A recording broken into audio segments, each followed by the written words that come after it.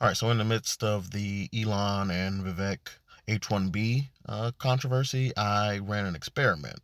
I posted an Indeed advertisement for an entry level software engineer, and then I recorded the information of the applicants based on country of origin, and there were some other factors too. To determine country of origin, I looked at where they got their undergraduate degree from.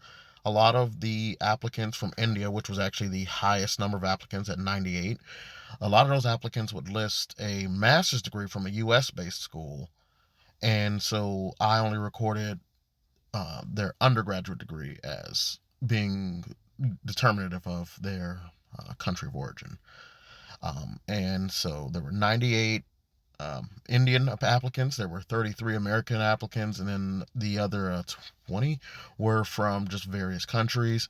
Of all the applicants, three of them were unqualified.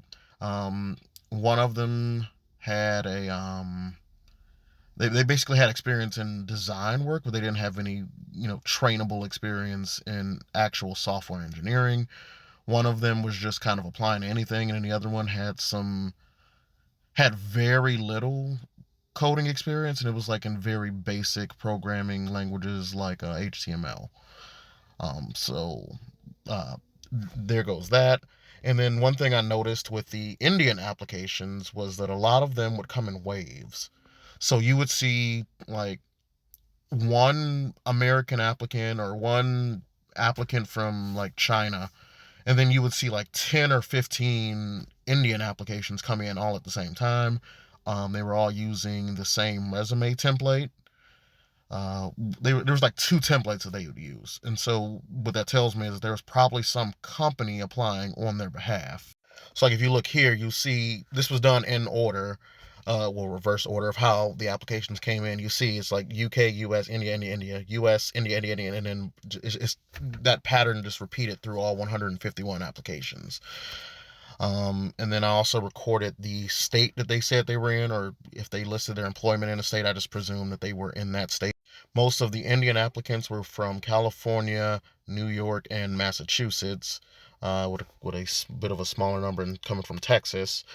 And then the rest were kind of spread around. Of note, only three of them pretty much indicated that they were actually in India. So I have to assume that the other applicants are here on either a student visa or an H1B or some other sort of work visa.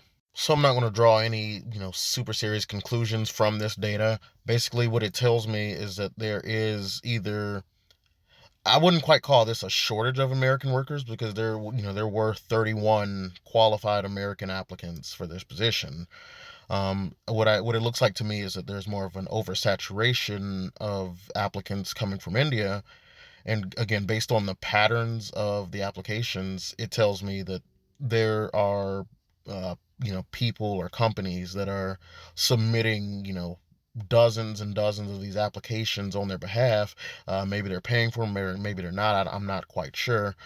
But this is just the data, and kind of do with it what you will. If you guys want, I can post the Excel spreadsheet somewhere, because it does list all the universities that they come from that everybody comes from, and it also lists whether or not I considered them qualified. It's just very simple.